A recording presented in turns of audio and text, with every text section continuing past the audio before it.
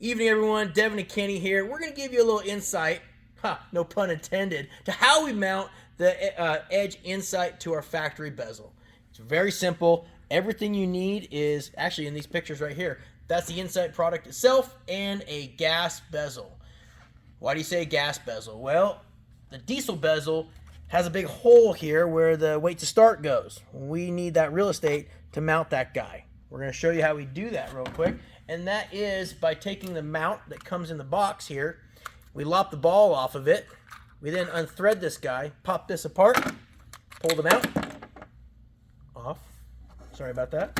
Pull the mount off. And then what we do, we take the gas bezel, we drill a hole in the back side, pop this guy through, pop the ball in it, tighten it up, make a little window there for your actual connection. Very simple. But what do we do with the weight to start, you're asking yourself? Well, what we do is we repin our instrument cluster so that our weight to start is in our airbag indicator. Very simple. That's how we play the game. Not that big a deal. Anyone can do it. It's not rocket science.